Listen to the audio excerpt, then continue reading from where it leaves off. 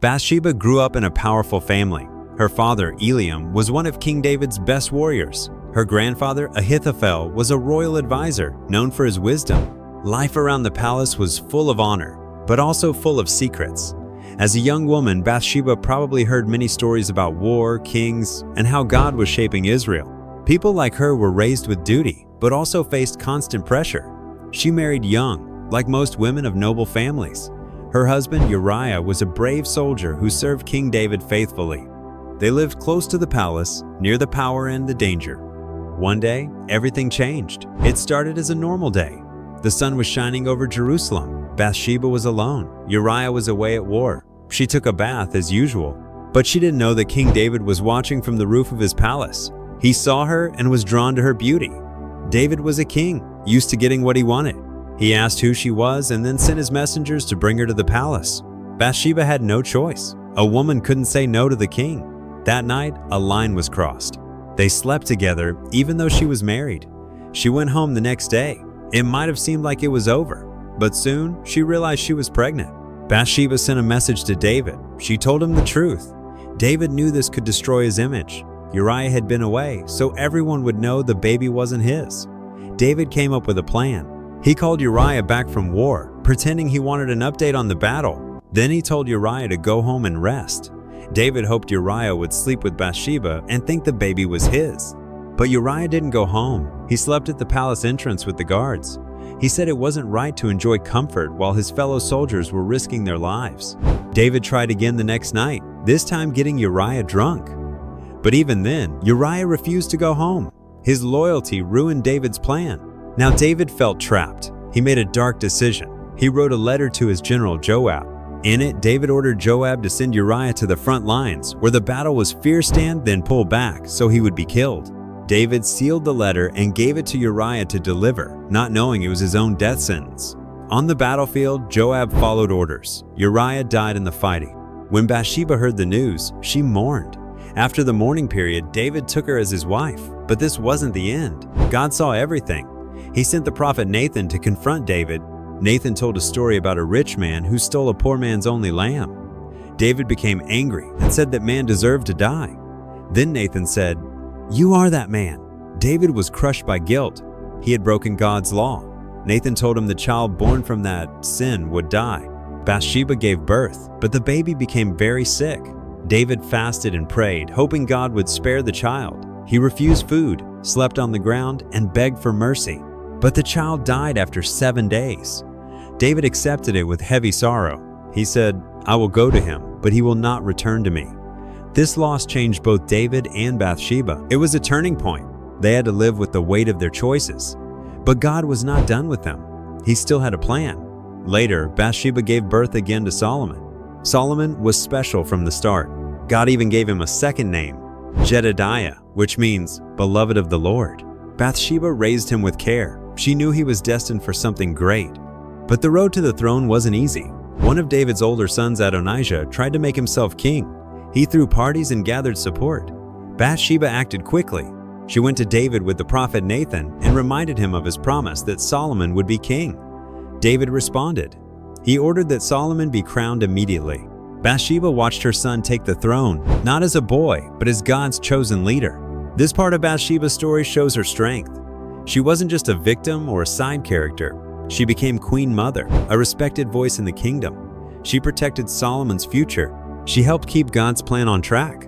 Her journey from heartbreak to hope is proof that even in our darkest moments, we can find purpose. Mistakes don't have to define us.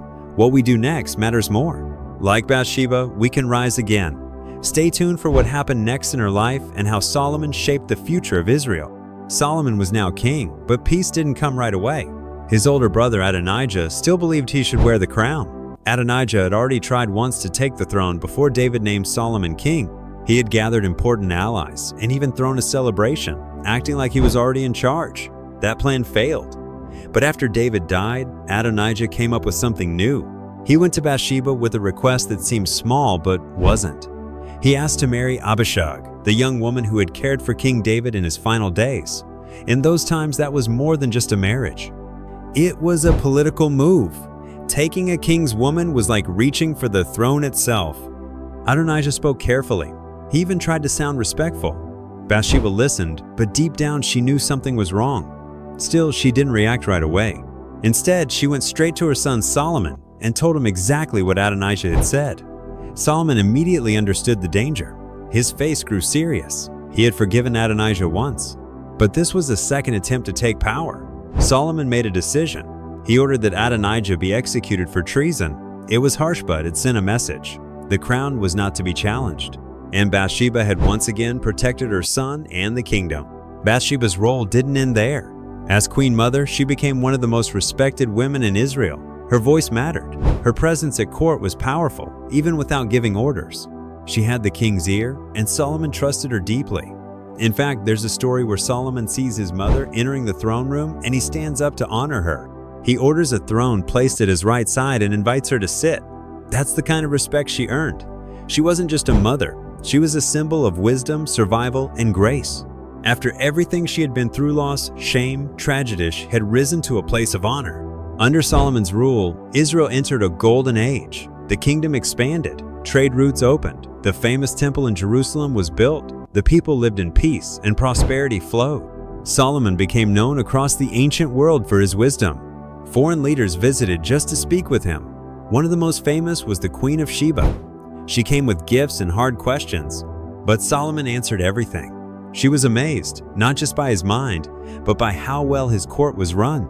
And behind that polished kingdom stood years of struggle, decisions, and guidance from people like Bathsheba, who had helped shape it all. But Bathsheba's story isn't just about royalty or power, it's about transformation. She went from being a woman caught in a scandal to someone who helped lead a nation. She didn't let her past define her. She lived through pain, betrayal, public judgment, and deep personal loss. But she didn't stay stuck there. She moved forward. She protected her family. She stood up when it counted. Her journey shows that your future isn't limited by your mistakes. It's shaped by what you do after them. And there's something even more powerful. Bathsheba is part of something eternal. If you look in the Gospel of Matthew, she's listed in the genealogy of Jesus Christ. Not by name, but by story, she is called the wife of Uriah. That one phrase reminds us that God doesn't erase the truth. He uses it. Her story, full of mess and redemption, becomes part of the greatest story ever told. That's grace. That's the power of second chances. So what can we learn from Bathsheba? A lot. First, that mistakes don't end our purpose. Second, that healing takes time, but it is possible. Third, that even in silence, strength can grow. Bathsheba was quiet in many parts of the Bible, but her actions shaped history. And last, God sees the whole picture. He can use broken pieces to build something holy. Bathsheba's life reminds us that redemption is real, that honor can rise from shame, and that even when we feel forgotten, we may be standing at the start of something much bigger than we imagine. If this story moved you, share it. Someone else might need the reminder that their story isn't over. And keep watching. There are more stories like this in the Bible, raw, real, and full of hope. Stories that show how faith, even in hard times, can lead to something incredible.